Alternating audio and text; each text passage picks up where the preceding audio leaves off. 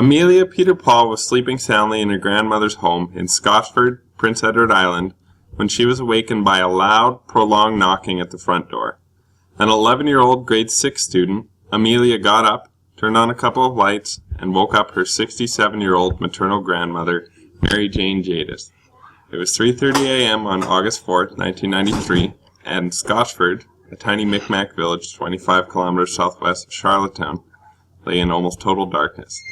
Still drowsy and a little nervous, Amelia answered the door and encountered a young woman who was asked to use the phone. She dialed and talked about 10 minutes to someone, Amelia recalled. Suddenly, I felt really scared. The woman was crying, getting really upset. So began a night of terror and courage and love, one that left Amelia badly wounded and earned her a hero's welcome when she returned to Prince Edward Island. After hanging up the phone, the visitor turned to Amelia and her grandmother, who had been sitting nearby, and said that she felt like killing someone. Jadis, only 152 centimeters tall and 45 kilograms, and suffered from severe arthritis, tried to reach for the phone, but the woman blocked her path and pulled a pair of long, slender, pointed scissors from her jeans. She lunged abruptly at the elderly woman, but Amelia intervened. I couldn't let anyone hurt Granny, Amelia said. I just couldn't let her die that way. I jumped between the woman and Granny and guarded her like my favorite sport, basketball. I had to protect Granny from the stabbings. Throughout the brief but savage attack, the terrified schoolgirl acted as a human shield to save her grandmother's life. The scissors punctured her back, her shoulders, and her rib cage. Amelia finally buckled and collapsed to the floor, but the attacker's fury had not subsided. When the woman again lunged at her mother, Amelia said, I got up and jumped in front of her again.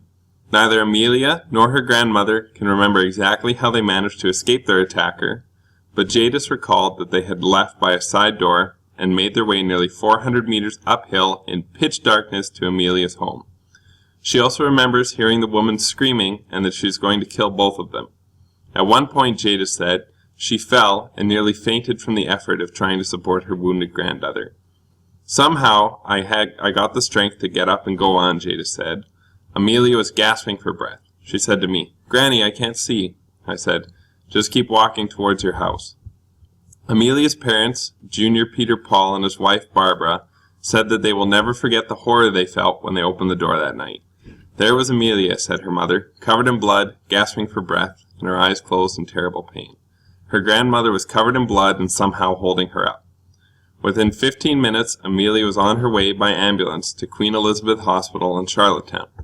Oxygen was supplied en route to the hospital, said Neil MacDonald, owner of the ambulance company.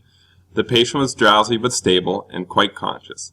Doctors later determined that Amelia had been stabbed 26 times and that one of the wounds punctured a lung, while others had come within centimeters of her heart. Later that day, after doctors at the Charlottetown Hospital had treated her wounds, Amelia was transported by helicopter to the Isaac Walton Killam Children's Hospital in Halifax. Although doctors had to perform surgery, Amelia spent only 3 days in hospital. When she came to Scotchford, residents greeted her with a barbecue and signs that said, We love you, Amelia. She looked remarkably good. There were no scars on my face or legs, Amelia said. Worst of all, I won't be able to play sports like basketball for a year. Best of all, Granny had no cuts at all.